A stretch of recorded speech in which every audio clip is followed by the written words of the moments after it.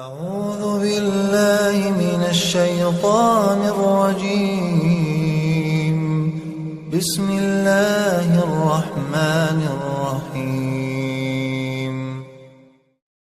الحمد للہ وکفا والسلام علی عبادہ الذین اصطفیٰ اما بعد۔ امام ابو داود رحمۃ اللہ علیہ نے حضرت ابو مالک اشعری رضی اللہ تعالی عنہ سے روایت نقل کی ہے۔ وہ کہتے ہیں الا احدثکم بصلاۃ رسول اللہ صلی اللہ تعالی علیہ وسلم، لوگو میں تم سے رسول اللہ صلی اللہ علیہ وسلم کے نماز کا تذکرہ کروں اور نماز کا بیان کروں۔ پھر ارشاد فرمایا کہ اقام الصلاۃ، آپ علیہ الصلوۃ والسلام نے جماعت کھڑی کی، نماز قائم فرمائی، وصف الرجال، اور پھر آپ علیہ السلام نے پہلے مردوں کو صف بند کیا، صف بستہ کیا، وصف خلفہم الغلمان، اور بالغ مردوں کے بعد آپ علیہ السلام نے ان کے پیچھے بچوں کی صف متعین فرمائی اور بچوں کی صف بنائی۔ ثم صلی بہم،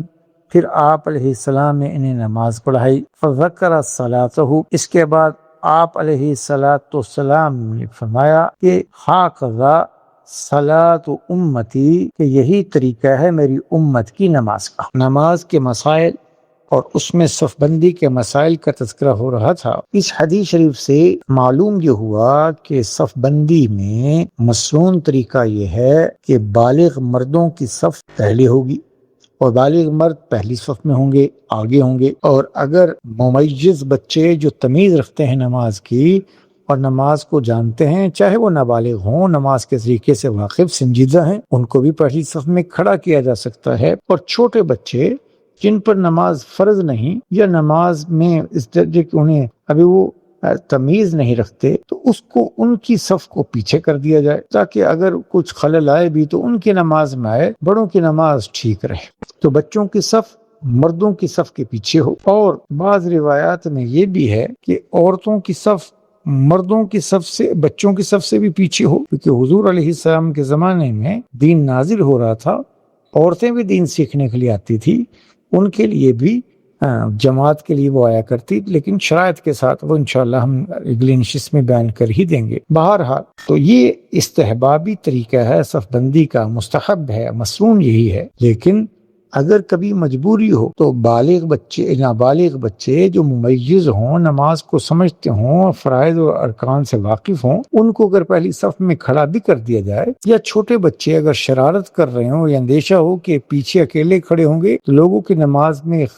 کی خلل کا موجب بن سکتے ہیں، تو اگر ان کو پہلی صف میں کھڑا بھی کر لیا جائے اپنے ساتھ، اپنے ان کے اعزہ اقربا، والد، بھائی، تو پھر اس میں بھی کوئی قباحت نہیں کہ یہ حکم وجوب کا نہیں بلکہ استحباب کا۔ اور پھر نبی علیہ السلام کی تعلیم یہ کہ امام نماز کے دوران جب امام نماز پڑھ رہا ہو تو وہ وسط صف میں کھڑا ہو۔ لہذا امام ابو داود نے سیدنا ابو ہریرہ رضی اللہ تعالیٰ عنہ سے اللہ کے رسول صلی اللہ علیہ وسلم کے ارشاد بھی نقل کیا کہ توسط الامام، کہ لوگوں اپنے امام کو وسط میں کرو،